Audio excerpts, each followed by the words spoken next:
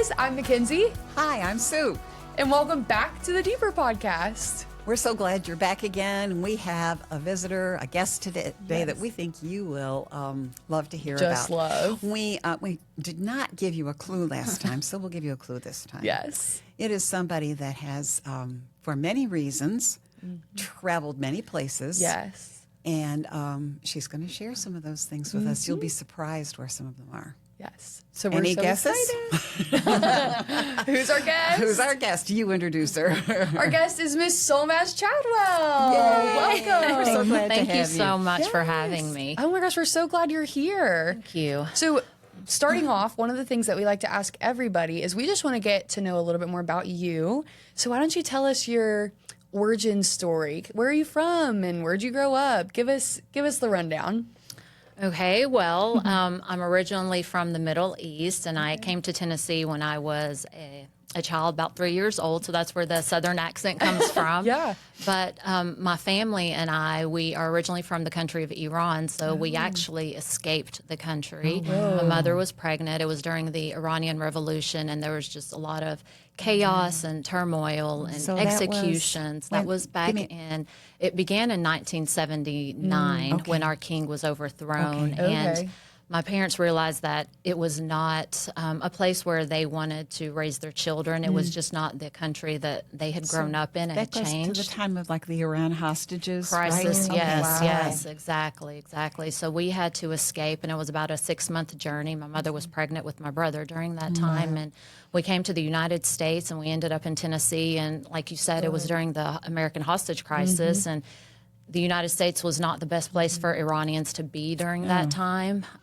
But you know, here we are now, and ended up in Tennessee, and So what happened in the 6 months in between? Where did you go? Several different places. We did. We basically we traveled through the mountains. We slept in caves. We basically way. lived off of water and bread. And how old were you at this I was time? 3. Oh my goodness. I know, and I think back, I'm like, it's amazing because if I were to tell my children at that age to be quiet, because if we were captured, if there was a noise made, because we had to travel at night, and so we would This be was in all on cars, foot? all on foot, sometimes through cars, sometimes on a boat or things like that. But if I had to tell my children to be quiet at 3 years old, no, it wouldn't have been good. So if we were ever captured, we would have been sent back to Iran and executed.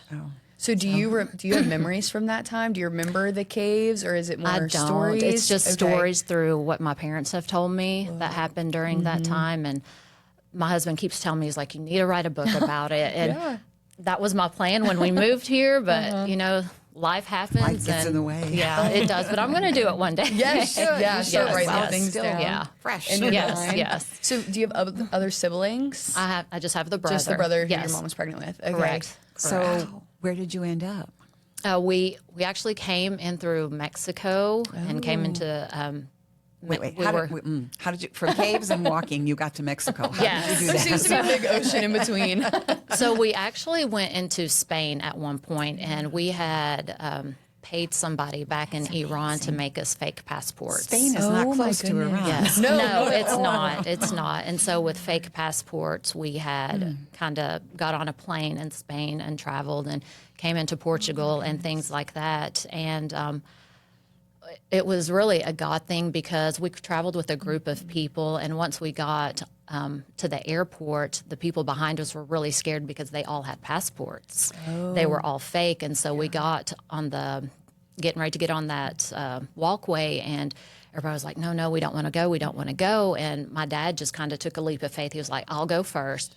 We got on the plane, my mother, myself, and my father, and everyone else behind us did not get on that Not plane. get on the plane. You're kidding. Oh No. my. Oh my No, word. so we don't know what happened to them, but we know that their passports were confiscated. Confiscated. Oh Holy my cow. goodness. So that's how you got to Mexico. That's right. yes, we got Okay. to Mexico afterwards. Yes. What, were your family Christian? Were they believers? No, because Iran is a primarily Muslim Well, country. yes, I yes, assumed yes, that. yes. Wow. Okay, so you got to Mexico and then you came in through the southern border. Yeah, so we were on a boat, and the gentleman that was navigating our boat said, just cross over that mountain. Once you get there, you'll see California and you can just walk in. Well, that seems too simple, right? Yeah. So we crossed the border and we were immediately captured. And so we were taken into prison. We were put there. And so my mother and I were in one cell and my father was put into a separate cell. Whoa. Yeah. And so how long were y'all there? We were there for quite a while, and we had to get a lawyer, and basically we tried to seek asylum to stay Is in this the United because you were States. crossing the border illegally? Illegally, correct, Okay. correct. Yes. Wow. Whoa. Yes. Oh my gosh. So you found a lawyer. We found a lawyer, Okay. and it took some time, obviously, but we moved to Tennessee. And the reason we moved to Tennessee is because my uncle was a foreign exchange student there at a local university. And so we went there, and he kind of guided us, helped us, and everything. But we sought asylum, and we were able to stay in the United States. And so Oh my goodness. here we are now. What a story. That is Yes. crazy. I was Yes. not expecting that. Yeah, We heard yeah. you had a crazy story. Didn't Yeah, even know wow, all of that. that's But for anybody that's like, well, are you an illegal immigrant or anything like Yeah. that? No, we are all American citizens. We went Okay. and studied for the exam, and we became legalized probably- American Cool. citizens. No So- more than we do. Oh my gosh! And I'm not a history buff, so. But yes, there was a lot of questions. there is a so lot, yeah, too. so all of us are American citizens. That is so crazy. Oh my goodness, incredible. But you come from a Muslim country. So Correct. when did you become a believer? When did you come to know the Lord? Well, you know what? I did not. Growing up, I didn't want anything to do with God and with religion or anything like that, because to me it was religion that tore my country apart. It was the reason that we had to be separated from our family. And I just remember growing up, my mother would call her family, because we couldn't tell anybody when we escaped, just for their Right, safety. So yeah. she never got to say goodbye to her family. And so I just remember growing up hearing my mother cry when she would call home because she missed them so much and she couldn't go back. And to me, it was all because of religion, because when the new ruler came in, he did things in the name of religion or in the name of God. And so my mother actually, she started going to church. There was this lady that she had met at a gathering. There was this international club in our small town. And she met this lady at a gathering. Her name was Footy. She was an elderly woman. She was from Alabama, had the sweetest Southern accent. And I just remember she was just such an amazing lady. But she invited my mother to church. And so my mother started going, and my mother would ask me to come. And she's like, there's so many of your high school friends there, and, you know, you'd really enjoy it. And I was like, no. And I never understood why she wanted to go. So I had a friend that I was really close with that went to that church as well, and she would always ask me to, and I'd say no, and I'd always make up excuses where I'm studying or I'm sick or, you know, just a bunch of lies. Yeah. And one Saturday or during the week she had asked me to come Saturday to a youth event that the church was having, and I was like, well, I can't tell her I'm studying. You know, nobody's studying on a Saturday night. Run out of excuses. Yeah, no more excuses. So I ended up going, and it was just such a fun experience for me. And so I was like, okay, let me go to church the next morning and see what all this church thing is about. And so I went, and, you know, the days ahead, I kept going, and, you know, the weeks and everything. And I realized that this wasn't about religion. I saw so many people just being gracious, and, you know, they were full of grace and loving, and it was just more about the relationship that they had with God instead of the religion that I thought that it was. And so one day in Sunday school, I told my Sunday school leader that I wanted to give my life to Christ. And so in 1997, which was also the year I graduated, so I'm probably aging myself now, but No, of course not. my mother, my brother, and myself, we were all baptized during that How time. special is that? Y'all get to do it Yes, together. We did. We did. That's yes. really, really sweet. And you were still in Tennessee at this time, I was right? still in Tennessee, correct. So how long did y'all live in Tennessee? Forever. I mean, yeah. Yeah. Up until, I guess it's been about 10 years, maybe 8 since my parents moved from there. Yeah, So, how did you meet the coach? So I went to grad school at East Tennessee State University, and that's where he played football, and he coached football there as well. And I was an athletic trainer, and so I was doing a lot of weigh-ins for the football players, and he would come over there and kind of check and see if they were doing their weigh-ins, and we kind of got to talking.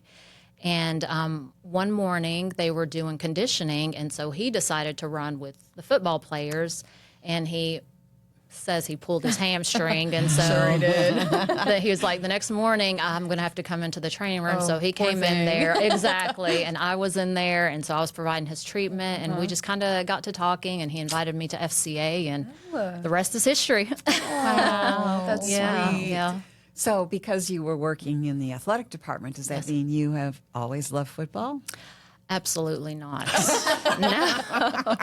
But all of a sudden, you did. But all of a sudden, yes, it's amazing what you'll do for Crazy. love. Yeah, I was I loved basketball because I grew up in the era of Michael Jordan and Larry Bird, Magic Go, Johnson. yeah. Yeah, all those. Yes, thank you. Absolutely. So all those people, and so I had to learn a lot about football, and I'm still learning to this day. I love it now, but back then, no. Makes so much sense.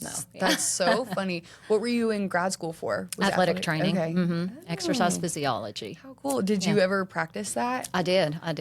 Yes. And I still have my license in case one day I want to go back to it. In case Jamie pulls another hamstring. Exactly. He You knows never who to know. come to now. He may pull you into work Yes. with the team. Exactly. So with him coaching football, I'm sure that y'all have had to move a lot. Yes. With different schools and stuff. Where all have y'all lived? So we started off at Charleston Southern, Mm-hmm. which was in South Carolina, and then we went to North Greenville, which both of those were Christian schools, and then we went to Delta State, which was in Mississippi, and then we came back to Charleston Southern, which was in South Carolina. Then we went to Coastal Carolina, and then Liberty. So here we are. Fan the Coastal flames. Carolina was where Yes. you were. So 6 different We're places. glad to have you. Well, thank you. Phantom. So with all of that moving, and I mean, y'all have kids now, 3 kids, I think, Correct. right? What are some of the challenges involved in moving? And then I'm sure there's positives as well. What are some of those that you've seen? I think probably the hardest challenge is the emotional aspect of it, because of course, it depends on how long you've been at a certain location, but our longest has been 5 years. But you build such a community and people you trust, and your kids have their group of friends, and if you're fortunate, you'll have family that's close by. And so having to uproot that and then move and start all over, it's really hard because it's kind of like a grievance. You're grieving the loss of these people in this community It's that you're almost leaving. like somebody that's career military. Yes. And they move them. Correct. And sometimes they build like a protective. I'm not going to get close Right. to anybody. Correct, And so you correct. have to kind of work against that too. And I've seen a lot of people do that, like as far as the wives, the spouses. I'm sure.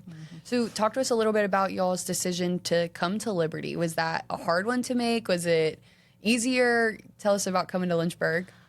Well, I'll be honest, I was hesitant Yeah. because I was comfortable where I was. I had my family about 2 hours away, and that's the first time I've ever had my family close. And so having to leave that was really hard, and we had such a supportive group of individuals there with us, people that were in the same stage of life that I was in, and it was really beneficial for me. And he got this job offer, and I was like, what? No, like we're moving so far These aren't my away. plans. And no, and that's one thing I've learned, like you can make plans, but God always has different plans. He has a sense of humor for Oh sure. my gosh, yes. And because everything that I had planned out in my life, God was like, nope, okay, Nope, just kidding. nope. Let's go a different way. yeah. But it's funny because when we were at Charleston Southern, back in 2014, my husband was the head coach there, and they came and played a game here at Liberty. And when he got home that night, now we beat you guys, but Okay. but when he came home that night, or he told me, he's like, man, I want to be there. That's where I want to be eventually. That's where I want to coach, and it's such an amazing environment and things like that. And the job came open at one point. He didn't get it, and then when the job came open, it was like, here it is, and it was like God answered that prayer for him, and so we knew, like after we prayed and everything, that this is where we needed to be. Wow. How crazy. And when was that when y'all came with Charleston Southern? That was in 2014. He had wanted it, and it was not God's timing at that point. And Almost 10 years later, 10 years later, yes, something like that? 23. Wow. Yep. That's crazy. It is. Crazy to see how the Lord's plans, like you said, like they're not ours. No, yes. But he has it in control, and he knows. He knew in 2014 that y'all were going to end up there. Exactly. It's like we've been seeing and studying Acts. You know, Exactly. that God, the Holy Spirit closed the door to certain places that Right. Paul wanted to go, only to open them later on. Exactly. It's all about his timing. Right. Oh my goodness, right. yeah. So in your travels and your moving and kids and all the things, how have you seen the Lord kind of shape you and guide you through those seasons with the challenges involved in it? Just how have you seen your relationship with the Lord grow and change over the last few years? You know, life is just full of challenges in itself. Amen. And then you're thrown into this coaching profession, which there's so much uncertainty because one day people love you, the next day they're ready Right. to get you out of here. Yeah. You know, it's all about trusting. You have to trust. And without that, you know, I don't know, it's just, if you don't have that trust, if you don't have that faith, and you don't have that hope, because for me in my life, when I think about the past and everything that I've been through, and specifically coming into the United States and how God was with my family during that time, like he's always with us. I mean, he knew us before we knew him. And it's a reminder to me of like how God's past is a hope for my future. Exactly. Like that's how I always have to remember it. I love to say I have a history with God. Yes. And we have a history together. Absolutely. And I can look at what today's challenge is and go, Yes. I've got a history. You know, Yes. I've seen what he's done in the past. Exactly. And so why would I doubt that he would not do that in the future? Exactly. Oh, that's so good. So, what does your time with the Lord look like now in this season of life? We've got your kids. We're in the middle of fall, so football season, I'm sure, is crazy. Very crazy. Whatever responsibilities that you have, what does your time with the Lord look like? You know, I'd like to say that it's perfect. Like in the mornings, I get up extra early and I have my Bible, my devotion, and my notepad, my hot cup of coffee right there, yes. ready to go. And sometimes it does look like Sure. that. But there's times when, like, the kids will wake up extra early because maybe somebody's not feeling good or Yep. there's some sort of issue. And what I've learned that works best for me is once I take the kids to school and then I'll come home and do my devotional. And because there's no distractions, nobody's there. I put my phone up and everything. But also, you know, my time with the Lord looks like a praise and worship in the car, like singing my guts out Yeah. in the car, or, you know, when I'm folding laundry, praying over my family, or making dinner and then just crying out to the Lord about maybe my frustrations from the week and things like that. And I've realized, like, throughout this journey, throughout my walk with God, that God doesn't want my perfect. Yeah. You know, he just wants my heart, and he will meet me there. And so that's just really what I've learned, and that's what my time looks like. It's Absolutely. everywhere. Yeah. Yep. Take it when it comes. Yes. And that's such a great encouragement, I think, to people listening, people watching, whether they are a working mom or a stay-at-home mom, or, you know, they're taking care of their parents or whatever that season of life is. Like you said, like, God doesn't want our perfect. And there are some days when we have that really aesthetic. We have our journal and our Right, Bible and our right. coffee and a cozy chair. But then there's other days where it's my, you know, my raw emotions before the Lord. And I'm like, Exactly. this is literally all that I can give right now. And maybe it's a couple minutes, you know, in the car on your way to work or something. So I think that's really a great encouragement too for us, is like, we see all these things on social media of people having this perfect walk with the Lord, but really we know that's a highlight reel, right? No. Everything It's- on social media is not. people's A No. side. Exactly. It is. We It's show showing A our side best. and we don't see the B side. Right. We don't. So I think that's such a Exactly. sweet encouragement too. So thank you for sharing that. Absolutely. Yes. What, as a coach's wife, there have to be days at home that are like, whoa, this was great. And then there are days at home that are like, this was not so good. So Yes. what is your position? What do you have to do to keep things running smoothly at home on those high days or low days? Well, I'll tell you this. I read a devotional a few years back, and it was titled "Be a Thermostat, Not a Thermometer," and that has just always stuck with me, because when you're a thermostat, you set the tone. When you're a thermometer, you adjust to your surroundings and everything. And so, I've learned that that's something that I apply to my life. And when I do that, so when I am a thermostat, I set the tone, because if I'm upset or angry or whatever, my kids and my husband, like it's going to be miserable for my husband to come home from work, and my kids are going to model my behavior. So if I'm that thermostat, if I'm setting the tone of, okay, we can be disappointed, but we're not going to be discouraged. We're not going to let this take our joy. And if we tackle things with that kind of mindset, and I set that thermostat mentality instead of being that temperature where I just fluctuate with how life is going, because life is never going to be 100% perfect. And, so just by adjusting, being that thermostat for my family, and that's how I really try to set the tone and, Bless do you. that. Steady. What a gift. Yeah.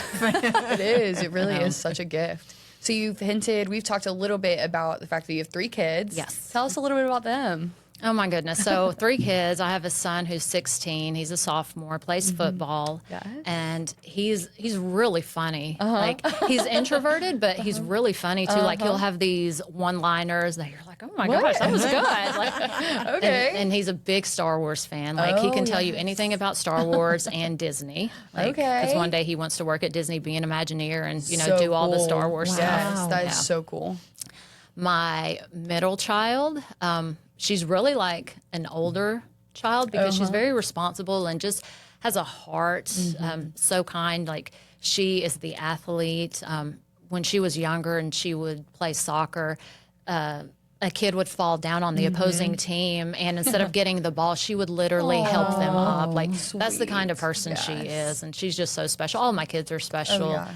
And then Soraya, my youngest, she is 10, and she's the sassy one. It's The youngest it's child. always the youngest, from what I It is, it understand. She's sassy, she's feisty, but oh my gosh, she's theatrical. She loves to dance, and she's just really funny. And like they're just all a blessing. I'm so thankful to the Lord to allowing me to be their mother. So those ages, particularly the older two, were pretty vulnerable when you had 16, to make 12. that move Yeah. to Oh, Lynchburg. Yes, How it was that for them? It was very hard on my son because he was in 7th grade, so he had Yes, the hard time adjusting yeah. because he had, in a way, like grown up with that group of friends Sure. and then having to leave them. But one thing that I tell my kids. Yes, it's hard to move, and yes, we grieve that move and everything, but you would have never met the people that you met if we hadn't moved. And now, Right. like, when I look back at all these moves, some of our best friends come from all those locations. Yes. And so there's always a positive that you have to look at.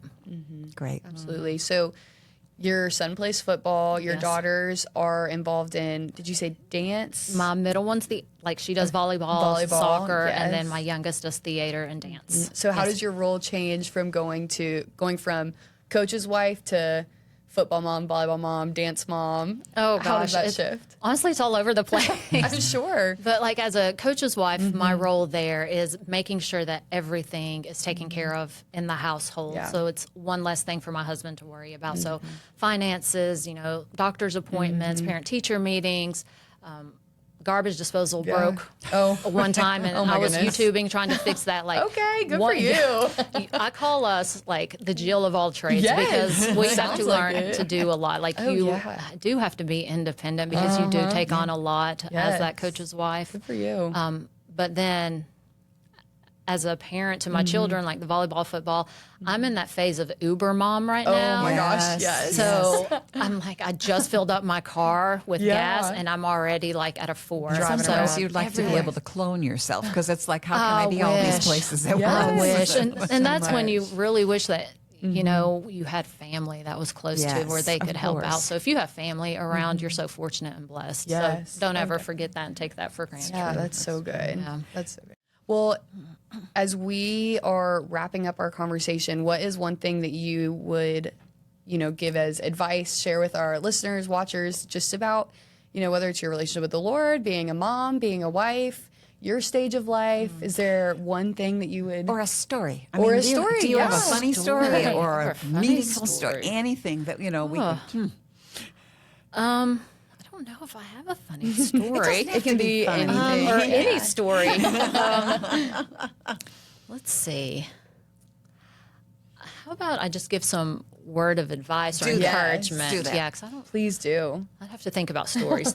I think one thing that I would just tell your listeners is to always just have faith, to always trust. And, one of the things that you had asked me was, what book of the Bible would I read if I could?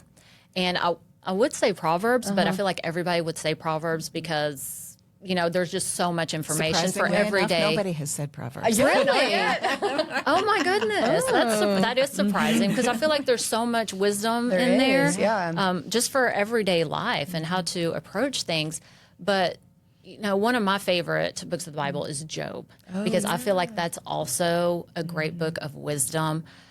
When you look at Job, he had so much. That's a hard book to It is a hard one. The back and forth. I know. I'm like, wait, who's talking again? Is this a friend? That's true. That's true. But there's so many takeaways from that because when you look at Job, he had everything. Like he had his family, he was healthy, and he had wealth upon that. And Satan comes in and he's like, well, the only reason he's faithful to you, Lord, is because he has all these blessings. And it's easy to be faithful during the easy times, but what about the hard times when your faith is tested?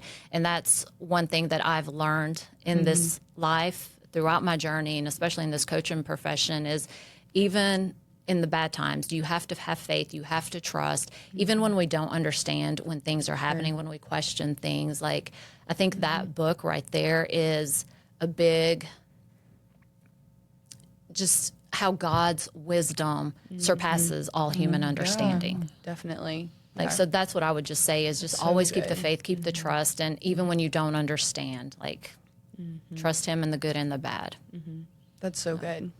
Well, we do have our 2 questions at the end that you kind of already hit on. She's one already of did the one question. She did the one. She did the one. So the first question was book of the Bible, and you told us Job or Proverbs, either one. And then the second one is, what is one hill that you are weirdly willing to die on? I will forever say that the 80s is the best decade ever. Forever and ever. Well, why? Tell us why. Well, I had great music. It was fun. Like big hair. We had big hair, like the hairspray. Like it was such a fun generation. We didn't have all the things of like the phones and like all the pressures that came later on in life, and later in the 90s and the 2000s and things like that. And it was just a simple time of life. Like great music. Yeah, great music. Absolutely. And the styles come back. I've noticed that. In the 80s and 90s. Oh, yeah. We're in it. Yes. And my kids can tell you all about 80s music too. So we're raising You're them raising right. them right. Yeah, raising cultured kids. Yes, exactly. You've got to do what you got to do. Yeah. Yes. Well, Solmaz, thank you so much for this thank you, conversation. ladies. I feel like people will look at football differently at Liberty. They will. I hope so. Absolutely. The woman behind the man. Yes. It's so true. It's so true. you. Well, Sue, do you want to close us in prayer? Sure, I'd be glad to. Great. Holy Father, we just come to you at this moment, praising you, giving you all glory and honor, Father, for the grace and mercy you give us that we do not deserve. We just thank you for this opportunity that we've had today to get to know Solmaz, to hear her story, the things that she's shared with us, your protection over her before she even knew you, Father, and what a lesson it is to us that you give us that protection every step that we take too. We just pray that you'll be with her and the coach and her family, watch over them, keep them safe, encourage them. And we just ask all these things in the name of Jesus. Amen. Amen. Thank you. Yeah, thank you, Solmaz. We do have a clue for next We do. We do. Okay, so for our guest for next week, we are very excited about this person. We are. And our clue is that this person is currently listed as number 43 on the top 100 NCAA Student Athletes of the Century. Whoa. So That's exciting. it is quite exciting. So if you have your guesses, let us know. Who you think it is. We're very excited. And with that, I'm Mackenzie, And I'm Sue. and we'll see you down the road.